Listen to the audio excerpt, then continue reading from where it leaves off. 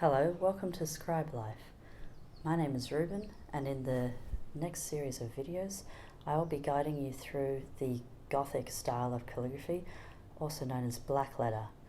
This is a style that was developed roughly in the 13th century, and it was used more or less up until the 17th century, with its heyday being the 14th and 15th century.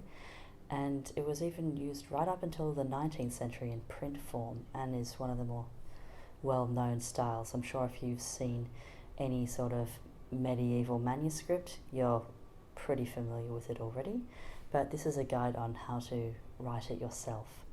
So this is the first hand that we'll be looking at in Scribe Life that has both an upper and lower case, referred to as majuscule for uppercase and minuscule for lowercase, for those of you looking for the technical terms. So I've based the letter forms I'll be showing you in this series of videos on historically accurate examples from texts from the 14th and 15th century. The two main ones being the Macclesfield Alphabet book and the Bock manuscript, if you wish to have a look at them. Otherwise, if you drop me a line here, I'll be more than happy to show you where you'd be able to find them. So I'll start off with the lowercase letters in the first series of videos, and then when you've become familiar with them and you've sort of perfected, or at least got a working knowledge of the letter form, then we'll move on to the uppercase. So let's get started. As always, before we start, I'm just going to give you a brief idea of what the full alphabet looks like in the Gothic hand. So what I've done is I've grouped every letter of the alphabet into similar letter forms, and you'll notice that I've split these two very similar forms in two, and that's just because it would be too difficult to cover all of these in one lesson, so I've just split them up into two for the sake of that. So we have the closed letters, which is the A, O, D, G, P and Q, what I refer to as the minor letters, which refer to this vertical diamond shape, which makes up the vast majority of letters in the Gothic alphabet, or hand I should say. And then there's the minor letters extended, well not extended, the other collection, which we'll go through in another lessons. And then there's the ascender letter collection or grouping, which includes the long S, which I'll discuss when we get to it. And then finally we have the irregular letters, which are letters whose form don't quite fit in with any of the other groupings. So hopefully that gives you a brief understanding of how the Gothic hand functions. So let's get started. You'll notice that I've ruled up these guidelines, and I highly recommend that you do this yourself as well when you're starting out. I've got the ascender height, the descender height, so that's for things like the B, H, K, F and L, where they extend above the main body of the letters.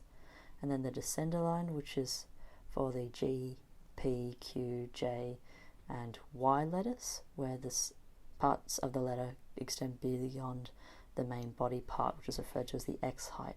So that covers, in terms of sizing, if you're using a 4mm nib like I am here, that's about 24 millimeters, spaced out as 5 nib widths.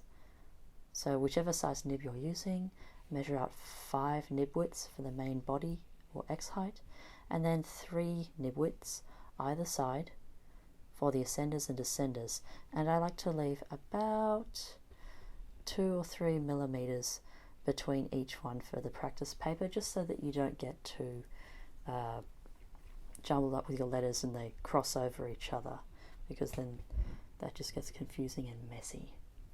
So let's get started. I'll show you the simple version of the A, I guess you can call it, and To create that letter, what you do is you start with your pen at a 45-degree angle, about 1 nib width below the top of the X height.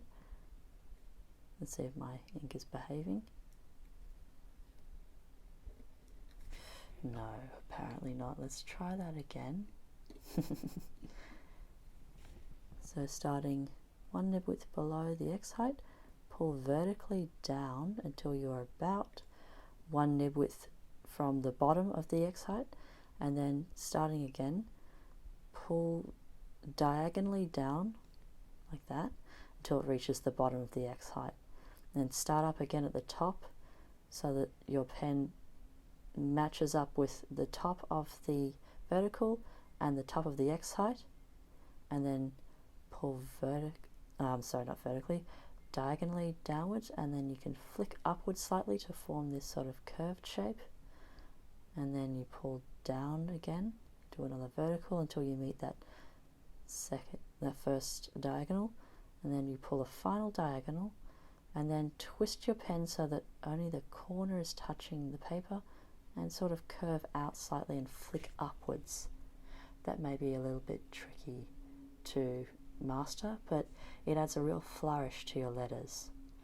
And it's important to note that you keep approximately 1 nib width between the vertical lines, because the key characteristic of the Gothic hand, or Blackletter hand I should say, is that it is composed of a very neat sort of pattern of vertical strokes that are uniformly spaced.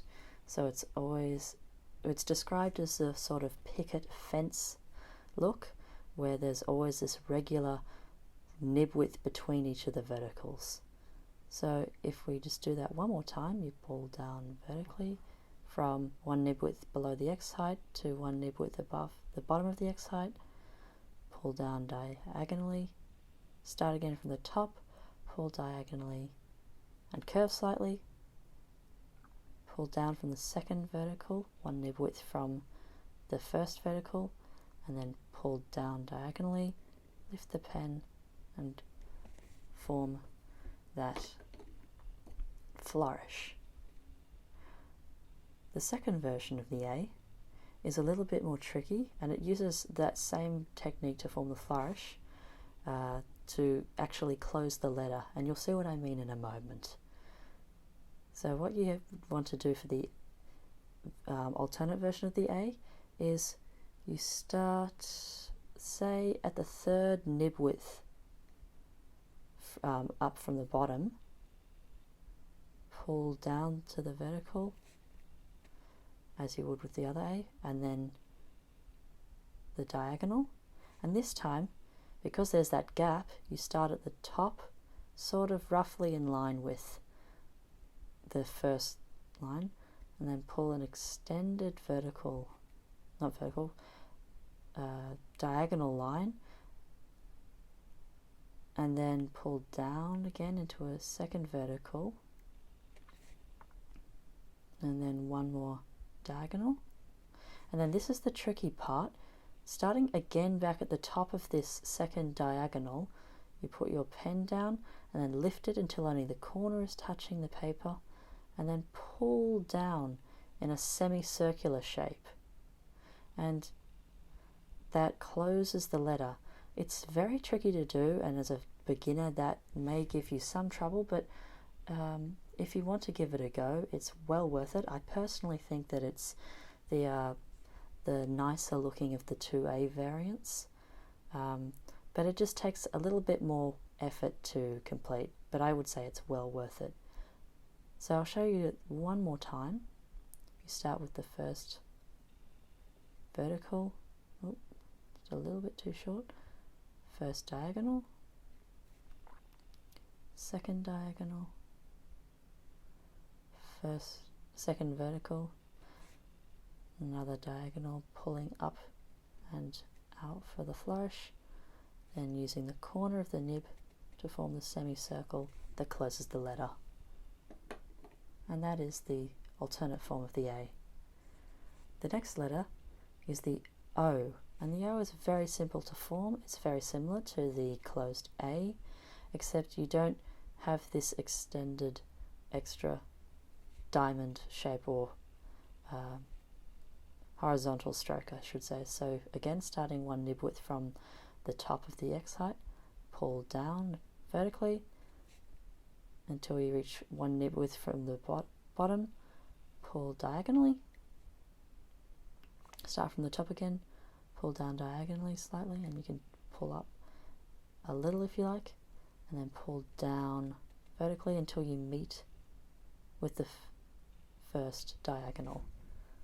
So we'll try that one more time. Pull down vertically, one nib width from the bottom to one nib width from the, from one nib width from the top to one nib width from the bottom, diagonal, second diagonal, and then second vertical to meet with the first diagonal to complete the letter. The next letter that we're going to look at is the D. Now I've done a rather terrible example there, but I'll show you how you should properly do it. You start with the same vertical, one nib width from the top, pulling down to one nib width above the bottom of the X height, followed by the diagonal, and then instead of joining here at the top of the X height, you start just above the vertical line, sorry, not the vertical line, the X height, into the ascender section, and then in line with that first vertical, with your pen still at 45 degrees, pull diagonally down until it crosses that first vertical, and then pull down again until you meet with that second diagonal. Now again, that one was a little bit wobbly, so we'll do that one more time, just so you get a feel for it. First vertical, first diagonal, and then starting from just above the ascender height, in line with the first vertical, pull diagonally across, and you can put a slight curve into it if you like, and then pull down into the second vertical to meet with that first diagonal, and you can pull back towards that first diagonal again just to neaten up the join. The next letter we'll look at is the G, and we use that same vertical, diagonal, pulling, and then with a flick, and then this time when you pull into the second vertical, instead of stopping at that first diagonal, you pull down and then curve ever so slightly to the left into the descender level, and then starting from the bottom of the X height, you pull in a slight curve diagonally to meet with that descender line. Now you can do the curve in either direction. I personally just prefer to have the curve starting in sort of a crescent shape with the bowl curving in that direction, so sort of like pulling to the left and then back to the right, just because I think it looks slightly nicer, but you can do either way.